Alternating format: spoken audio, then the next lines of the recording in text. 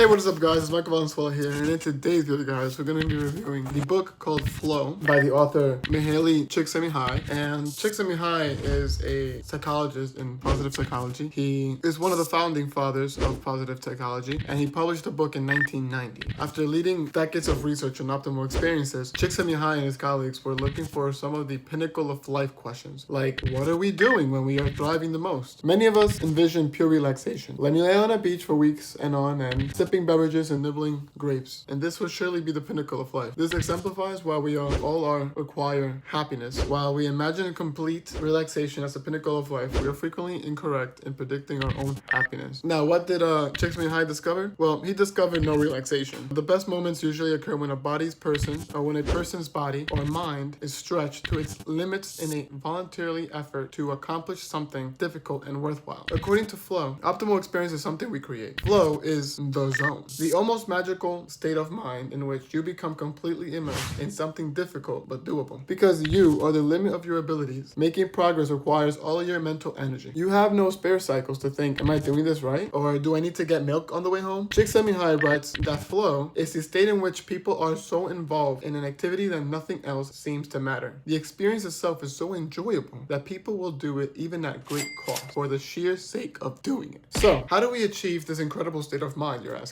Well, by focusing completely. In this distracting world, it is much easier than said and done. However, it is worthwhile to devote our attention to a task in order to achieve flow. The shape and content of life depend on how attention has been used. Attention is our most important tool in the task of improving the quality of experience, writes Csikszentmihalyi. Attention both shapes and is shaped by itself. Part of why I enjoyed the book Flow so much is the connection that Csikszentmihalyi makes between optimal experience and sports, sex, dance, yoga, martial arts. Another thing that caught my eye was the motif of stating that flow cannot be achieved by people with mental disabilities. His reason is because in order to achieve flow, one must be fully focused on the event at all times. He states that attention disorders and stimulus over-inclusion prevents flow because psychic energy is too fluid or erratic. Excessive self-consciousness and self-centeredness prevent it for the opposite reason. Attention is too rigid and too tight. Involvement is greatly facilitated by the ability to concentrate. People who suffer from attention disorder, who cannot keep their mind from wandering, always feel left out of the flow of life. They are at the mercy of whatever stray stimulus happens to flash by. To be distracted against one's will is the surest sign that one is not in control. Now, here's my take on that. So, I agree with him all bit. Sure. Someone who has ADHD, for example, will not be able to experience flow. They might focus on reading for a second, but they hear the door close and completely forget what they just read and even where they left off. But if you are such an individual, there's hope. There's recently new research that states that someone who is self-conscious about their mental disabilities also has the option to rewire their brain while practicing different methods to drift their thoughts into one focused action, like reading. Which is why I cannot stress the fact that it is important for everyone to maintain healthy habits to keep our consciousness in order. Since I related to some of the examples Csikszentmihalyi wrote in his book, I believe that even though I have ADHD, I can experience flow, which motivates me to continue trying, and that hope is not lost to rewire my brain. Which actually makes me wonder, is what I'm experiencing actually hyperfocus? What is the difference between flow versus hyperfocus? Well, flow versus hyperfocus. So, let me elaborate. A flow state can resemble what is referred to as hyperfocus, which involves an intense focus of fixation on a specific task that holds a person's interest. Writes Cherry Kendra, the author of What is a Flow State? Although hyperfocus and flow may appear to be very similar, there are significant differences. People who suffer from hyperfocus are frequently so engrossed in a task that they lose sight of everything else, which has a negative impact on their life. Flow, on the other hand, is a more beneficial state that can lead to happiness. Another important distinction is that hyperfocus necessitates a high level of interest in the task, whereas flow can occur almost any task a person finds challenging, engaging, or rewarding. So, in summary, flow is simply the feeling of enjoyment of any activity that is challenging or rewarding. Hyperfocus is the insane concentration on a complex activity that is deactivated when the task is either finished or when one is satisfied. The strenuous action likely lead to loss of appetite, lose track of time, or feel like time is passing very quickly, or tune out the things happening around them. Now, what did I learn after reading this book? Well, I learned a couple of things. So, I learned that one must live life intentionally. To live a fully flow lifestyle, one must focus on every single action they do. And it taught me how to cheat chaos, meaning the difference between someone who enjoys life and someone who is overwhelmed is a product of combination of such external factors and the way a person has come to interpret them. That is, whatever he sees challenges as threats or as opportunities for action. Setting goals goals, becoming immersed in an activity, paying attention to what is happening, and learning to enjoy immediate experience. Perhaps, needless to say, I highly recommend the book Flow to anyone who wants to achieve the peak of life at work and elsewhere. Now I'm going to end off this video with a couple of questions. Have you read Flow? Will you? When do you achieve flow at work? How can you make work more like a game that supports you into getting a flow? Can you multitask less to achieve flow more? Let me know in the comments below. Thank you so much for watching. This has been a book review of Flow, The Psychology of Optimal Experience by Mihaly Csikszentmihalyi. So if you guys like videos like this, let me know in the comments below. I'll continue making book reviews, and I'm going to start making more vlog videos too, just because why not? I'm motivated, and I'm going to be doing this extremely spontaneous, so it's not going to be like a schedule for this. So if you want videos like this, please let me know, and have a great day, guys. Peace out.